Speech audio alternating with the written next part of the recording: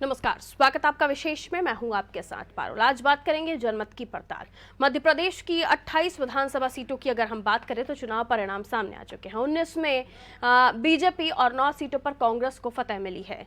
परिणाम बिल्कुल एक तरफा तो नहीं कहा जा सकता, लेकिन पूरे चुनाव प्रचार के दौरान 28 की 28 सीटें जीतने का दावा करने वाली कांग्रेस के लिए मुंह चिढ़ाने वाली बात जैसी है। हालांकि ऐसा ही दावा बीजेपी भी कर रही थी, लेकिन चुनाव परिणाम कांग्रेस की तरह उसके दावों से बिल्कुल उलट भी नहीं। इस कार्यक्रम में उपचुनाव पर आए जनमत की पड़ताल कर यही जानने की कोशिश होगी कि आखिर किन मुद्दों पर इस चुनाव में वोट पड़े जिनकी वजह से बीजेपी की दिवाली बनी तो कांग्रेस का दिवाला ही निकल गया।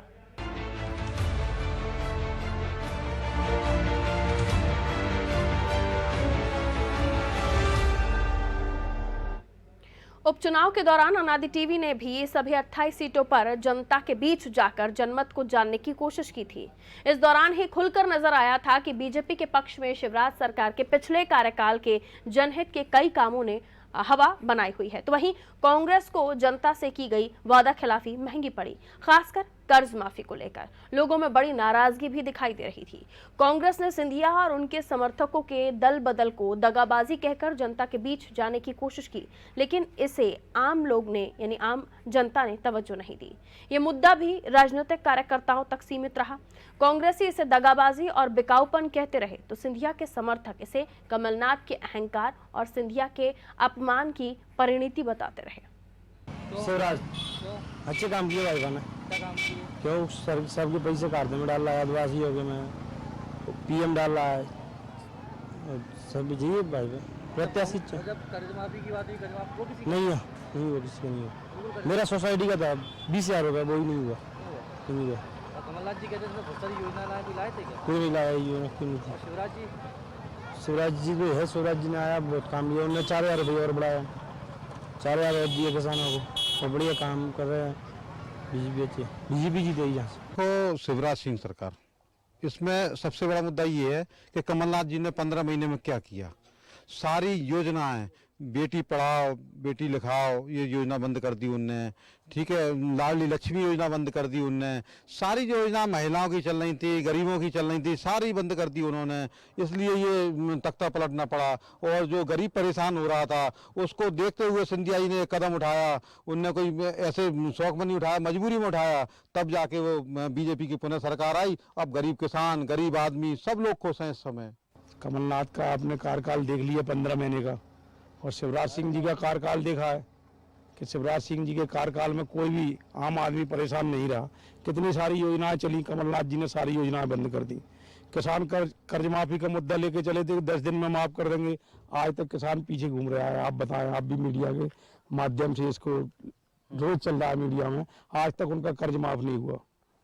और सारी योजनाएं, संबल योजना इतनी अच्छी योजना है कि आदमी अगर सामान्य खत्म हो जाए तो उसको 2 लाख रुपए, और अगर एक्सीडेंट में खत्म हो जाए तो 4 लाख रुपए।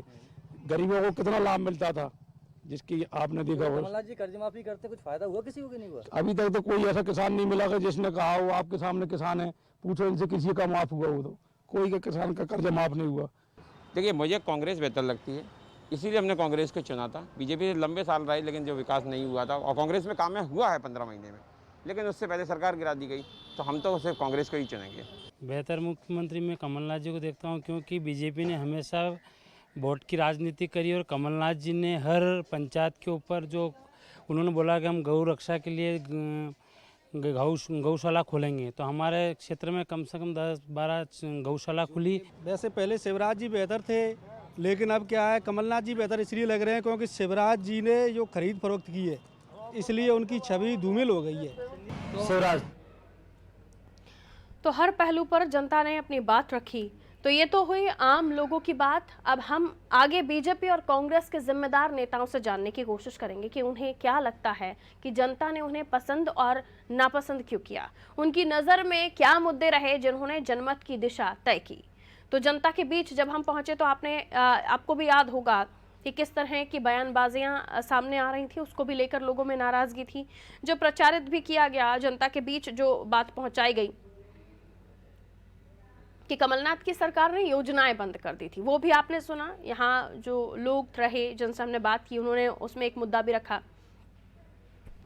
कुल मिलाकर कुछ लोगों ने शिवराज का पक्ष लिया तो कुछ लोगों ने कमलनाथ का पक्ष लिया, लेकिन जो वोट में तब्दील हुआ वो नतीजा सामने आ चुका है और जनमत किसके साथ गया ये भी सामने आ चुका है।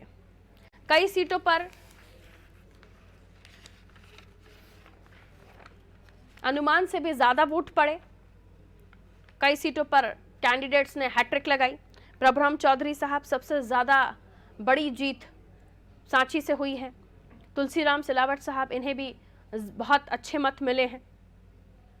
लेकिन ये भी याद होगा आपको कि जहां से शुरुआत हुई थी बयानबाजियों की, यानी भूखा नंगा, आइटम, माल, कुत्ता, कौवा, कबाड़ी, ये तमाम चीज़ें क्या उन सीटों पर असर डाल पाई? अगर आप बात कर लीजिए डबरा, जहां से आइटम शब्द निकला जिसने पूरे देश में चर्चाएं बटोरी, वहां जिसके लिए शब्द का प्रयोग किया गया, जिसे महिला सम्मान से जोड़ा गया, जिसे दलित सम्मान से जोड़ा गया, लेकिन वो सीट बीजेपी के हाथ से निकल गई। गिरिराज दंडौतिया, उन्होंने किस तरह की बयानबाजी की, वो सीट भी बीजेपी के हाथ से निकल गई। तो बयानबाजियों का तो कोई असर जनता पर पड़ा नहीं, ये भी जनमत ने बता दिया। लेकिन जनमत की पड़ताल अगर कीजिएगा तो कौन सी और बातें हैं जो आपको जानना जरूरी है, बताएंगे हमारे एडिटर इन चीफ प्रकाश भटनागर जी हमारे साथ इस वक्त जुड़े हुए हैं। प्रकाश सर, आप किस तरह से देखते हैं? हमने नाम दिया है जनमत की पड़ताल, तो अगर पड़ताल की जाए तो आपको क्या लगता है कि कौन से वो मुद्दे जनता की नज़रों में नहीं पड़े, या जो इलेक्शन टाइम पे जो कवरेज भी कर रहे थे उनकी नज़रों में नहीं पड़े और उन्हें भी इस चर्चा में जोड़ा जाना चाहिए? देखिए पारुल, चुनाव के जो नतीजे आए हैं इसमें दो बातें महत्वपूर्ण है जी। एक तो कि जनता जो चुनाव कर रही थी वो मुद्दों से हटके था, वो था शिवराज सिंह चौहान और कमलनाथ। तो उन्हें चयन करना था कि शिवराज को चुनना है, कमलनाथ को चुनना है। तो मुझे लगता है कि उन्होंने शिवराज को प्रिपेयर किया। दूसरी बात, जो 15 महीने का अंतराल रहा, शिवराज सिंह चौहान सत्ता से बाहर रहे जी। और 15 महीने बाद जब वो दोबारा सत्ता में आए तो लोगों ने शिवराज सिंह और कमलनाथ की तुलना की और उस तुलना का नतीजा ये हुआ कि लोग फिर शिवराज सिंह चौहान के फेवर में चले गए। दूसरी बात जो मुद्दों की थी, जो मुद्दा इनने बनाया था कांग्रेस ने, वो था दल बदल, बिकाऊ, टिकाऊ, गद्दारी। ठीक है, जनता ने इसको नकार दिया, ये इशू नहीं था। दूसरी बात, जो कर्ज माफी वाला कांग्रेस का जो इशू था जी, उस पे भी लोगों में संतोष नहीं था। ये हमने कई बार देखा, लोगों से बातचीत की थी, दिखाई भी है हमने दर्शकों को, तो लोग उससे संतुष्ट नहीं थे, वो भी कांग्रेस के नुकसान में गया। इससे उलट किसानों के लिए शिवराज सिंह चौहान ने जो नरेंद्र मोदी सरकार 6,000 रुपया दे रही थी 3 किस्तों में साल में 2-2 हजार रुपए करके, उसको बढ़ा के 10,000 रुपए किया। प्लस जो 10,000 रुपए किया, जो 4,000 रुपए की राशि बढ़ाई वो किसानों के खाते में सीधी पहुंच गई। तो मुझे लगता है इसके अलावा जो फसल ऋण माफी वाला जो इशू था, फसल बीमा की जो पैसा था उसको लगातार 2 बार शिवराज सिंह चौहान ने भरा और उसका जो फायदा किसानों को, जो बीमित किसान थे, उन्हें मिला। तो मुझे लगता है कि एक ये मुद्दा था, चूंकि ग्रामीण क्षेत्र थे, बहुत सारे ज्यादा बड़े बड़े ऐसे इश्यूज नहीं थे चुनाव में। कुल मिला के चूंकि कांग्रेस ने कोई ऐसे मुद्दे इशू नहीं बनाए बिल्कुल जिनको कह सके कि वो मुद्दों पर आधारित चुनाव कोई लड़ रहा था, कांग्रेस या भारतीय जनता पार्टी। तो इनके कुल मिला के चुनाव इर्द गिर्द था कमलनाथ और शिवराज के चयन को लेके, ज्योतिरादित्य सिंधिया के दल बदल और गद्दारी को लेके। तो जो भी इशू थे, जो चीजें हमने देखा कि जिस तरह के बोल वचन चुनाव के अंदर हुए जी, कभी वो इशू बन गए। तो जनता से जुड़े हुए असली मुद्दे जो होते हैं वो मुझे लगता है इस उपचुनाव का वो सब्जेक्ट रहे ही नहीं। बिल्कुल सर, बहुत शुक्रिया सर। पूरे जनमत की पड़ताल जो हम कर रहे हैं उसको लेकर सर ने विश्लेषण किया। नेहा बग्गा बीजेपी से हमारे साथ इस वक्त फोन लाइन पर मौजूद हैं। नेहा जी, बहुत स्वागत है आपका नादी टीवी में। जी नमस्कार। नेहा जी, दोनों ही तरफ से 28 सीटों का दावा किया गया था, खासतौर पर ग्वालियर चंबल में जितना आप लोगों ने सोचा था उतना हासिल नहीं हुआ, लेकिन ठीक है। लेकिन कांग्रेस को लेकर तो हम ये भी कह रहे हैं कि उन्होंने तो बहुत बड़ा दावा किया था, उसके आसपास भी नहीं दिखाई दे रहे। लेकिन फिर भी सवाल ये कि आपको क्या लगता है कि किन मुद्दों को जनता ने पसंद किया और किन मुद्दों को नकार दिया, दोनों ही दलों के लिए? पहले अपनी बात कीजिएगा। देखिए, चुनाव हो चुके हैं, परिणाम भी आ गए हैं, पर एक बात सही है कि कमलनाथ जी ने भी काफी मेहनत करी। अगर इतनी मेहनत वो जनता के बीच में रहने की पहले कर लेते तो शायद परिणाम कुछ और होते। वो कहते हैं ना, दुख में सिमरन सब करें, सुख में करे ना कोई, सुख में सिमरन जो करे तो दुख काहे का होए। बिल्कुल सही। जनता को अगर आप सिर्फ अपने दुख के समय याद करेंगे या प्रभु को सिर्फ दुख में याद करेंगे, तो सुख का समय या जनता की सेवा करने का मौका जो जी किसकी बात छोड़े। यही कारण रहा कि एक अहंकार। नेहा जी, आपकी आवाज नहीं आ रही हम तक। क्या आप मुझे सुन पा रही हैं? जी जी, कहिए कहिए। तो जो एक अहंकार भरी सरकार चली, उसके ऊपर जनता ने विनम्र मुख्यमंत्री का चुनाव किया। जिस तरीके से जनता के बीच में वचन पत्र लाकर लिखित में जनता से धोखा करने का काम कांग्रेस पार्टी ने किया था, उसके ऊपर एक वचनबद्ध सरकार को चुनने का काम जनता ने किया है। और इसी कड़ी में जो जन कल्याणकारी योजनाएं थी जिसको बंद कर दिया गया था, शिवराज जी ने वापस आते ही तत्काल, चाहे संबल योजना हो, चाहे हमारे स्ट्रीट वेंडर भाई बहनों के लिए ब्याज मुक्त 10,000 रुपए देने की बात हो, या फिर कृषि सम्मान का जो 6,000 रुपए प्रधानमंत्री देते हैं उसमें 4,000 रुपए जोड़ने की बात हो, तमाम योजनाएं हर वर्ग को साथ, उनकी प्रगति के लिए, उनके साथ के लिए जिस तरीके से शिवराज जी ने लागू करी, मुझे लगता है ये सभी मुख्य कारण रहे हैं। और सबसे बड़ी बात कि जनता को ये लगता है कि शिवराज है तो ही विश्वास है। जिस तरीके से विपक्ष में होने के बावजूद शिवराज जी एक दिन के लिए नहीं रुके। ओला पड़ा तो किसानों के बीच में थे, बाढ़ आई तो किसानों के बीच में थे। उनकी दिनचर्या में कोई बदलाव नहीं आया। जनता की सेवा ही उनके जीवन का एकमात्र लक्ष्य है और वो उन्होंने विपक्ष में रहते हुए भी निभाया।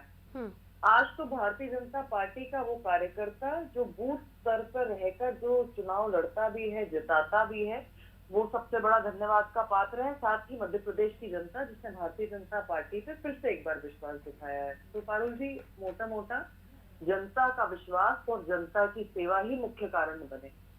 बिल्कुल, जनता की सेवा और जनता का विश्वास शिवराज जी के साथ था और यही वजह रही कि जनता ने जिताया भी।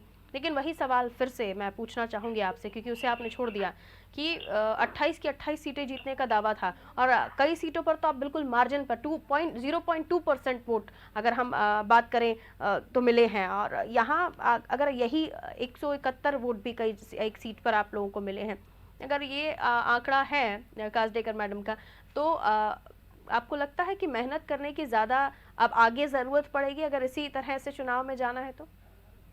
पारुल जी, देखिए, हर चुनाव एक चुनौती है और भारतीय जनता पार्टी एक सीट पर लड़े या 230 मध्य प्रदेश की सीटों पर लड़े, हर सीट को चुनौती की तरह लड़ती है। पर आप इस बात से वाकिफ भी होंगे और इस बात को मानेंगे भी कि 28 की 28 सीटें जो हैं ये कांग्रेस पार्टी को मिली थी। आखिर क्या कारण रहा कि आपकी पार्टी को मिली हुई सीटें आप इतनी बुरी तरीके से हार गए उपचुनाव में, वो भी 15 महीने के बाद ही? तो कारण ये है कि जिस अहंकार से रहे कमलनाथ जी, चुनाव प्रचार में जो 15 माह में जो उन्होंने काम किए, विकास का कोई एजेंडा सामने नहीं रखा, क्योंकि विकास कहीं था ही नहीं। एक भ्रष्ट सरकार चली, एक अहंकारी सरकार चली, एक ड्राइंग रूम से पॉलिटिक्स करने वाले मुख्यमंत्री मिले और जो भाषा का स्तर गिरता गया, गरीबों को आपने भूखा नंगा कह दिया, एक महिला को आपने आइटम कह दिया, अपने ही महिला प्रत्याशी को टिकाऊ आइटम कह दिया। तो जिस तरीके की भाषा पे गए और विकास के एजेंडे को भूल गए कमलनाथ जी, जनता ने नकार दिया। आप देखिए, भारतीय जनता पार्टी की बहुत सारी ऐसी सीटें हैं, किसी पे 15,000 का मार्जिन है जिससे जीत के आए, किसी पे 20 है, किसी पे 30 है, किसी पे 50 है, 50,000 तक का वोटों अच्छी जैसी विधानसभा में रहा है। ये सारी सीटें तो कांग्रेस की झोली में थी, पर 15 माह के अंदर जनता ने अहंकार के कारण और जो वचनबद्ध सरकार होनी चाहिए, जब वो अपने वचनों से मुकर जाती है, तो उसका परिणाम है ये कि भारतीय जनता पार्टी इतने अच्छे नंबर्स के साथ आई है। हमें तो सरकार में रहने के लिए मात्र 8 सीटों की आवश्यकता थी, उससे डबल का आंकड़ा लेकर भारतीय जनता पार्टी आई है। पर निश्चित ही जिन सीटों पर हम विजयी नहीं हो पाए, उन पर भी आकलन किया जाएगा, उन पर भी समीक्षा की जाएगी और अगले चुनाव में उस पर भी पूरा दम लगाया जाएगा। ठीक है। लेकिन एक बार आप बने रहिए नेहा जी हमारे साथ। धर्मेंद्र जी कांग्रेस इस वक्त फोन लाइन पर, धर्मेंद्र शर्मा जी बहुत स्वागत आपका नादी टीवी में। धर्मेंद्र जी सुन पा रहे हैं? जी नमस्ते पारुल जी। धर्मेंद्र जी, पड़ताल की जनमत ने जो संदेश दिया है, जो जनादेश दिया है, आखिर उसने किस मुद्दे पर वोट किया? तो जनादेश जो गया है वो बीजेपी के पास गया है, लेकिन आपको भी नकारा नहीं जनता ने। तो जाहिर है कि उन मुद्दों की पड़ताल तो होनी चाहिए कि किन मुद्दों को पसंद किया गया जनता की तरफ से, किन मुद्दों को नकार दिया गया। आपको क्या लगता है वो कौन से मुद्दे हैं जो जनता ने जिस पर ध्यान नहीं दिया और आगे बढ़ गई? जनता के बीच में असल मुद्दे आज भी वही हैं, चाहे बेरोजगारी हो, महंगाई हो या महिला अत्याचार की बात हो जी। और 15 साल का शिवराज सिंह सरकार का जो कुशासन रहा वो जनता के बीच में था। लेकिन इस चुनाव में क्योंकि ये उपचुनाव है और सरकार ने पूरी दमखम से ये चुनाव लड़ा और ये चुनाव भाजपा का ना होते हुए सरकार का हो गया। उस कारण से प्रशासन बीजेपी के कार्यकर्ता के तौर पे काम करने लगा, तो कहीं ना कहीं जो असल मुद्दे थे वो डाइवर्ट हुए, जनता के बीच में वो मुद्दे नहीं उठ पाए जी। और लोकतंत्र की जिस तरीके से इन लोगों ने खरीद फरोख्त कर कमलनाथ जी की सरकार गिराई, वो मुद्दे भी सरकार की पूरे तंत्र ने उठाने का प्रयास किया। ठीक है, आपको लगता है कि जो मुद्दे आप लोग लेकर गए थे, क्योंकि शुरुआत में जिन मुद्दों का आपने जिक्र किया उन मुद्दों को तो कांग्रेस भी नहीं लेकर गई थी, चाहे वो विकास की बात हो, चाहे वो बेरोजगारी की बात हो, आप लोग तो सब बयानबाजियों पर उतर आए थे और बयानबाजियों का तो स्तर ही चुनावी सभाओं में, चुनावी रैलियों में नापने का कोई स्केल ही नहीं बचा था, इतना गिरा दिया था। नहीं, ये बात ठीक है कि बयानबाजी पर्सनल हुई, लेकिन आप बयानबाजी देखेंगे भाजपा के नेताओं की जो स्तर गिरा, एक जरा से शब्द को तूल दे दिया और नहीं, दोनों ही तरफ से। देखिए धर्मेंद्र जी, उस चीज पर बहुत बहस हो चुकी है, उसे कबूल करना चाहिए बड़ा दिल करके कि दोनों ही तरफ से ये सारी चीजें हुई हैं और जनता जिसे स्वीकार करना चाहती थी उसे स्वीकार भी कर लिया बयानबाजी। लेकिन शुरुआत आप देखिए ना, बीजेपी के नेताओं का स्तर कितना गिरा, तो वो दोनों तरफ से रहा। लेकिन अब चूंकि चुनाव अगर हो गया, चलिए आपकी बातों से अगर मान लिया जाए कि बीजेपी के नेताओं ने ज्यादा स्तर गिरा दिया तो जनता ने फिर उसे चुन लिया, आप जनता के जनादेश का अपमान कर रहे हैं।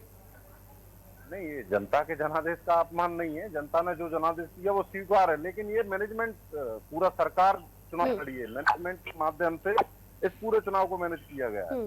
जनता ने तो आम चुनाव जब था तब अपना मैंडेट कमलनाथ सरकार को दिया था, कांग्रेस पार्टी को दिया था। लेकिन आपने जिस तरीके से कोरोना काल में एकाएक आकर, ठीक है, यानी इसके बाद लिटमस टेस्ट इसे कहा जा रहा था इस चुनाव को भी कि कमलनाथ जी का जो 15 महीने का कार्यकाल रहा उसमें उन्होंने ये कहा कि 11 महीने में काम कर पाया, उसको भी देखकर जनता ने वोट नहीं किया, उसे भी लेकर आप लोग जनता के बीच गए थे कि इतने समय में हमने इतना काम किया, वो भी रास नहीं आया किया। तभी तो आप देखेंगे ग्वालियर चंबल में हम लोगों ने 7 सीटें जीती हैं, टोटल 9 सीटें जीती हैं। वोट परसेंट भी देखा होगा आपने। एक तरफ पूरी सरकार, पूरा सरकारी अमला, नोट तंत्र, बाहुबल, और एक तरफ कांग्रेस के मुद्दे, जनता ने कांग्रेस का साथ दिया, दिल खोल के साथ दिया। ठीक है, मैं लौटती हूँ नेहा बग्गा जी कि जनता ने साथ तो दिया कांग्रेस का। दिग्विजय सिंह साहब ने भी कहा कि लोग कह रहे थे सिंधिया के जाने के बाद कांग्रेस ग्वालियर चंबल में खत्म हो जाएगी, तो इस बात पर भी साफ हो गया कि अभी कांग्रेस बची हुई है ग्वालियर चंबल में। और एक त्रुटि मुझसे हुई, रक्षा सिरोनिया जी थी जिन्होंने बहुत कम वोटों से जीत मिली थी, बताइए।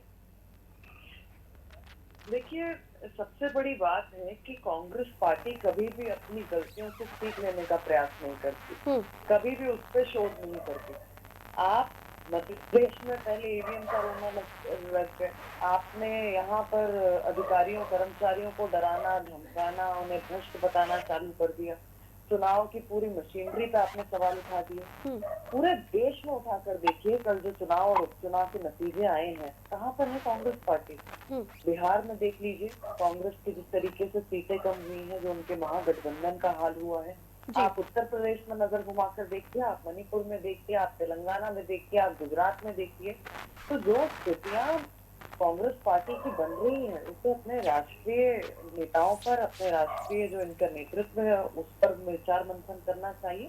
साथ ही साथ राज्यों में भी जिस तरीके से ये चांदी के चमचे लिए नेताओं को मौका देते हैं, बाकी का जो मूल कार्यकर्ता है वो पीछे छूट जाता है, उस पर विचार करना चाहिए। भारतीय जनता पार्टी ने जो 28 सीटों पर चुनाव लड़ा है, भारतीय जनता पार्टी के संगठन में लड़ा है। भारतीय जनता पार्टी का बूथ स्तर के कार्यकर्ता से लेकर भारतीय जनता पार्टी का शीर्ष नेतृत्व तक। नेहा जी, अगर आप कांग्रेस की चिंता ना करें, बीजेपी की तरह तो ज्यादा ठीक है, क्योंकि बीजेपी का जो देवदूत कार्यकर्ता था, एक सेकंड धर्मेंद्र जी उठा रहा है, और ये पंचाधारी कांग्रेस कुर्सियों पर बैठ गए। धर्मेंद्र तो जी, बीजेपी का जो अनुशासन देवदूत होता है कार्यकर्ता डिबेट है का वो भी। तो आज भी दरी ना उठा रहा पार्टी है। स्तर आप पे चिंता करिए अनुशासन, ना बीजेपी की। प्रदेश में नेतृत्व करते समय अनुशासन, ना राज्यों में अनुशासन, किसी चीज में तो अनुशासन पार्टी के तौर पर बना के रखिए। कांग्रेस पार्टी का जो मैसेज है वो जनता तक जाने तो दीजिए, कम से कम डिबेट में ही अनुशासन बना ले। तो देखिए, ये जो परिणाम आए हैं, मैंने आपसे पूर्व में भी कहा कि ये 28 सीटें भारतीय जनता पार्टी की नहीं थी 2018 में, पर आज जो स्थितियां बनी हैं इससे स्पष्ट हो गया है कि आप अपने राष्ट्रीय अध्यक्ष की जबान का मान नहीं रखते, उनसे झूठ बुलवा देते हैं। इस चक्कर में वो मध्य प्रदेश आना बंद कर देते हैं। धर्मेंद्र जी से मैं जवाब ले लेती हूँ आपकी बातों का, नेहा जी, कि आलाकमान का एक तो मध्य प्रदेश में दखल ही नहीं था, कोई इंटरेस्ट ही नहीं दिख रहा था। प्रचार स्टार प्रचारकों की सूची में भी जो नाम थे वो भी मध्य प्रदेश आए नहीं, एक बात। दूसरी बात ये कि क्या वाकई कमलनाथ जी को अकेला छोड़ दिया गया था कि तुमने किया है तुम ही भुगतो? हमारा पूरा नेतृत्व एकजुट होकर चुनाव लड़ा। सब लोग जमीनी मैदान में अपनी अपनी जिम्मेदारी निभा रहे थे। नेहा जी ने जैसे कहा कि कांग्रेस के कार्यकर्ता और संगठन को सबक लेना चाहिए, तमाम सारा ज्ञान कांग्रेस के लिए दिया। मैं नेहा जी से कहूंगा वो अपने देव तुल्य कार्यकर्ता, देवदूत जैसे कार्यकर्ता की चिंता करें। अगर यही हाल चलता रहा तो सारे जो कांग्रेसी आकर आपके यहाँ कुर्सियों पर बैठ जाएंगे, ये देवदूत कार्यकर्ता आपका दरी बिछाता रहेगा। कांग्रेसियों के अभी भी आने का सिलसिला जारी है क्या धर्मेंद्र जी? नहीं, ये इनकी सत्ता की भूख जैसे जैसे क्योंकि अभी जो गए वो तो सेटल हो गए, अभी और भी आ रहे हैं क्या? मैं वही बता रहा हूँ, सत्ता की भूख के चलते इनको जहाँ भी लगता है, जिस भी प्रदेश में खरीद फरोख्त कर हम अपनी सरकार बना लेंगे, तो ये कांग्रेसियों को प्रलोभन देते हैं तरह तरह के। एक तो चीज इस और कारण सवाल से- ये उठा था कि बार बार आप लोगों ने कहा कि बिक गए विधायक, उन्हें खरीद लिया गया, 35 करोड़ रुपए उनका एक रेट कार्ड भी जारी कर दिया गया दिग्विजय सिंह के ट्विटर हैंडल से। तो आपको लगता है कि जनता को ये चीज भी पसंद नहीं आई, क्योंकि जिन्हें आपने बिकाऊ कहा उन्हें तो जनता ने टिकाऊ मान लिया? नहीं, ग्वालियर चंबल की जनता तो बहुत खुददार है और उसने उस हिसाब से वोटिंग किया, लेकिन आप इस चीज की बानगी इन लोगों के क्षेत्र में जाकर देख लें। जो लोग ये जीते हैं, बेगाऊ लाल, उन्होंने किस कदर पैसे का दुरुपयोग किया इस चुनाव में, आपको वो देखने को मिलेगा। आप जमीनी तौर पर चर्चा करें उन प्रत्येक विधानसभा सीटों पर। देखिए, हम तो गए थे, हमारी पूरी टीम इस चुनावी समय में ग्वालियर चंबल में भी गई थी और अलग अलग सभी 28 विधानसभा सीटों पर हमने जाके जो वोटर्स हैं, जो युवा वोटर्स भी हैं, सभी से हमने बातचीत की थी। दोनों ही तरफ अलग अलग तरह की बयानबाजियां हो रही थी। तो ये तो खैर कहना गलत होगा कि एक ही तरफ हवा दिखाई दे रही थी, और हवा एक ही तरफ होती तो नतीजे ये ना होते। नेहा जी, देखिए, नतीजे तो सामने आ गए हैं और कमलनाथ जी की सरकार को, कमलनाथ जी के नेतृत्व को जनता ने नकार भी दिया है जी। इनकार बहुत लंबा समय चलता नहीं है। आप जनप्रतिनिधियों का बार बार अपमान करेंगे, आप जनता का बार बार अपमान करेंगे, आप राष्ट्रीय नेतृत्व को झूठ बुलवा देंगे। सिर्फ जो चुनावी वादे करके कांग्रेस पार्टी आई थी, जनता ने उसका करारा जवाब दिया। जनता ने ये बता दिया कि 15 माह के अंदर भी आपका निपटारा हो सकता है। भले आपको मैंडेट पहले 5 साल के लिए मिल गया हो चंद सीटों से, पर अगर आप सही काम नहीं करेंगे तो जो उनके द्वारा चुने हुए जनप्रतिनिधि हैं वो भी छोड़कर जाएंगे और जनता भी आपको करारा जवाब देगी, और ये स्पष्ट हो गया है। एक सवाल और भी हम ग्राफिक्स के माध्यम से दर्शकों के सामने रख रहे हैं, जो जनता से ही उठकर सामने आया है, कि दोनों ही चेहरों को आपने सामने रखा। सबसे पहले सिंधिया जी को रखा और उसके बाद शिवराज जी कंप्लीटली फेस हो गए इस उपचुनाव का। लेकिन जब प्रचार प्रसार में तो दोनों ही जा रहे थे। एक सवाल ये भी था कि भाई फोटो गायब है सिंधिया जी का, एक दिन 2 दिन वो दिल्ली भी चले गए इस बीच। अब जो नतीजे आए हैं उन्होंने बराबर कर दिया है। शिवराज जी के जो लोग हैं उनको भी जनता ने जनादेश दिया है। सिंधिया जी के जो लोग हैं उनमें से 3 को विधायक नहीं बनाया, यानी उनको उतना जनमत नहीं मिला। तो क्या माना जाए कि अब उतना कद है कि नहीं सिंधिया जी का? क्या कहना चाहेंगे? पारुल जी, ये भारतीय जनता पार्टी है, ये कांग्रेस की तरह गुटों का समूह नहीं है। कमलनाथ जी का समूह हो गया, एक गुट हो गया, एक दिग्विजय सिंह जी का हो गया, सज्जन सिंह जी का एक गुट हो गया। भारतीय जनता पार्टी में जो भी है वो सब कार्यकर्ता है। सिंधिया जी भी कार्यकर्ता हैं, उनके साथ जो लोग आए वो भी कार्यकर्ता हैं, हमारे प्रदेश अध्यक्ष जो हैं वो भी कार्यकर्ता हैं और मैं भी एक कार्यकर्ता हूँ। इसीलिए जो आकलन होता है वो संगठन के स्तर पर होता है, किसी इंडिविजुअल के स्तर पर नहीं होता। जो जीत होती है वो भी संगठन की होती है, जो हार होती है वो भी संगठन की होती है। तो ये कृपया करके कांग्रेस का जो ट्रेंड है वो तो मुझे लगता नहीं कि भारतीय जनता पार्टी में चल पाएगा। जी। यहाँ पर बूथ स्तर के कार्यकर्ता ने काम किया है और चुनाव जिताने का काम भी उसी ने राष्ट्रीय नेतृत्व के आह्वान पर किया है, प्रदेश के नेतृत्व के अब आह्वान वक्त पर किया है मजबूती का, वक्त है संगठन को मजबूत करने का। धर्मेंद्र जी, जैसे कि दिग्विजय सिंह साहब ने कहा कि उतनी बड़ी हार नहीं हुई है जितना सोचा जा रहा था, क्योंकि पूरा का पूरा आपका जो कार्यकर्ता है, जो काम करने वाले लोग हैं, वो सीधे सीधे स्वीप कर गए थे। और जाहिर है अब आप लोगों ने नई टीम तैयार की है, कुछ बाहर से आए, कुछ यहीं के, कुछ बीजेपी के, तो अब फिर से मेहनत करने की जरूरत है। आने वाले समय में और भी काम करना पड़ेगा, तब जाके अगर नेक्स्ट इलेक्शन में खड़े हो पाना है, सीटें जीतना है, तो मेहनत तो करनी पड़ेगी। धर्मेंद्र जी। जी पारुल जी, 3 साल तक कांग्रेस अपने संगठन को और मजबूत करेगी, मेहनत करेगी। और जो भाजपा के लोग कल तक कहते थे कि ग्वालियर चंबल में तो भाजपा बची नहीं है, सिंधिया जी का सब कुछ है, सिंधिया जी के 7 लोगों को चुनाव हरा दिया कांग्रेस ने। तो कांग्रेस अभी मजबूत हुई है और मजबूत होगी, और उसके लिए आज हमारे मजबूती के लिए बदलाव भी जरूरी है धर्मेंद्र जी। और अंदर खाने खबरें हैं कि कल जो विधायक दल की बैठक होनी है उनमें शायद नेता प्रतिपक्ष कोई और हो, या नेतृत्व बदलाव की आवाज भी उठ सकती है। नहीं, आज ही है बैठक, शाम को 6 बजे आज बैठक होनी थी, और इसको लेकर चर्चाएं चल रही हैं, संगठन कैसे मजबूत हो। हमारा शीर्ष नेतृत्व तो इसको लेकर गंभीरता से काम कर रहा है, और हमारा संगठन बहुत मजबूत है। और यानी बदलाव को लेकर आवाज है ना अंदर? नहीं, बदलाव ये पार्टी हित में, पार्टी को क्या अच्छा लगता है, पार्टी कैसे मजबूत होगी, और उसके लिए हम लोगों को क्या करना चाहिए, आज हमारे सारे वरिष्ठ नेतागण बैठकर उस पर विचार करेंगे। और स्वाभाविक है इस चुनाव परिणामों की भी। चलिए, एक छोटी सी टिप्पणी नेहा जी की। तो यहाँ तो बदलाव हो रहा है, और आपने तो बदलाव को जनता के सामने रखा और जनता ने उस बदलाव को कबूल भी कर लिया। नेहा जी, क्या कहना चाहेंगे? देखिए, वक्त है बदलाव के नारे के साथ कांग्रेस पार्टी आई थी 18 में, उन्हें बदल दिया गया। कमलनाथ जी पूरे चुनाव में एकला चलो की नीति से चलते रहे, प्रदेश का कोई नेता साथ में नहीं, उन्हें कोई जिम्मेदारियां नहीं, राष्ट्रीय कोई नेता साथ में नहीं, लगातार 7 प्रचारक की सूची से लोग छटकते चले गए। और ये स्थितियां जो है, शायद कमलनाथ जी को भी आभास हो गया था। उन्होंने ये बैठक 11 तारीख की पूर्व में ही घोषित कर दी थी चुनाव परिणाम आने के, क्योंकि वे जानते थे कि इसके बाद जो राहुल गांधी कांग्रेस और कमलनाथ कांग्रेस में के बीच जो मनमुटाव चल रहा है, उस पर फैसला लेना पड़ेगा। हो सकता है कि नेता प्रतिपक्ष भी बदल जाए, हो सकता है कि प्रदेश अध्यक्ष भी कांग्रेस से बदल जाए, पर वो कहते हैं ना कि अंत भला तो सब भला। अब शुभकामनाएं हैं कांग्रेस को भी, नतीजे आ चुके हैं। जिस तरीके से लोकतंत्र में एक सरकार की जरूरत होती है, भारतीय जनता पार्टी है, एक सशक्त ऑपोजिशन की जरूरत होती है, तो कांग्रेस उसे निभाएगी। जी, कमलनाथ जी ने कहा भी है कि हम मजबूत विपक्ष बनकर सामने आएंगे। बहुत बहुत शुक्रिया आप दोनों का हमारा सतत चर्चा में पार्टिसिपेट करने के लिए। तो वो कहते थे कि पूरे 5 साल का जनमत है, जनता ने चुना है, पूरे 5 साल हम काम करेंगे। लेकिन जनता का तो मूड 2 साल में ही बदल गया, या यूँ कहें कि 15 महीने में ही बदल गया।